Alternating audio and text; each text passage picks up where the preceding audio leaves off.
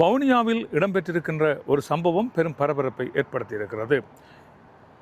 வைத்தியசாலையிலே ஒவ்வொரு பரிசோதனைக்கும் ஒவ்வொரு பணம் அறவிடப்பட்டு வருகிறது. அரசாங்கத்தால் இவ்வளவு பணம் தான் அறவிட வேண்டும் என்கின்ற ஒரு தீர்மானிக்கப்பட்டிருக்கிறது. அதை மீறி மேலதிகமான அறவிட்டார்கள் என்று சொல்லப்படுகின்ற ஒரு தனியார் வைத்தியசாலைக்கு நீதிமன்றம் இன்று தண்டப்பணம் அறவிட்டிருக்கிறது. இரத்த மாதிரி பரிசோதனைக்காக 400 ரூபாய் அறவிட வேண்டும் என்று அரசாங்கம் அறிவித்திருந்தாலும் அதனை மீறி 550 ரூபாய் அறவிட்டார்கள் என்று சொல்லப்படுகின்ற ஒரு தனியார் வைத்தியசாலைக்கு இந்த தண்டப்பணம் அறவிடப்பட்டிருக்கிறது. சில தினங்களுக்கு முன்னர் யாழ்ப்பாணத்திலே இருக்கின்ற ஒரு தனியார் வைத்தியசாலையும் இவ்வாறு பல்வேறுபட்ட வகைகளில் இந்த பணத்தினை அறவிட்டமைக்காக நீதிமன்றம் பல லட்சம் ரூபாய் பணத்தினை தண்டப்பணமாக அறவிட்டது என்பதை நீங்கள் எல்லோரும் அறிந்திருப்பீர்கள்.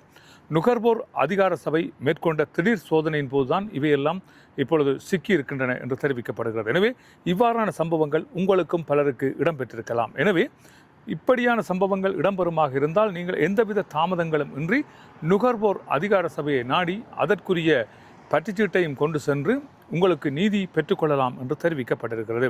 இப்பொழுது தனியார் வைத்தியசாலைகள் தங்களுக்கு ஏற்றது போன்ற பல்வேறுபட்ட கட்டணங்களை அறவிட்டு வருகிறார்கள். அரசாங்கத்தால் நிர்ணயிக்கப்பட்டு ஒவ்வொரு கட்டணமும் அறவிடப்பட்டு கொண்டிருக்கின்றன.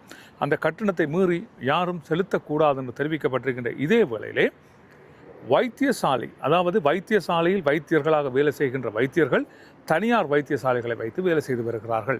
இவர்கள் தங்கள் தனியார் வைத்தியசாலைக்கு வருகின்ற நோயாளர்களிடம் பணத்தை அறவிட்டுவிட்டு அவர்களுக்கு சிகிச்சை அளிப்பதற்கு போதனா வைத்தியசாலைகளுக்கு வருமாறு இப்பொழுது பணிப்புரைகள் விடுக்கிறார்கள். அவ்வாறான ஒரு சில சம்பவங்கள் தொடர்பான தகவல்கள் எங்களுக்கு கிடைக்கப்பெற்றிருக்கின்றன. அடுத்தடுத்து வருகின்ற காணொலிகளில் அவை தொடர்பான விரிவான விளக்கங்கள் என்னால் தரப்படும் என்பதை தெரிவித்துக் கொண்டு இவை தொடர்பான மேலதிக தகவல்கள் அறிந்து கொள்ள வேண்டுமாக இருந்தால் தயவு செய்து எனது சேனலை லைக் பண்ணி வைத்துக் கொள்ளுங்கள். மீண்டும் ஒரு காணொலியில் சந்திக்கலாம். நன்றி, வணக்கம்.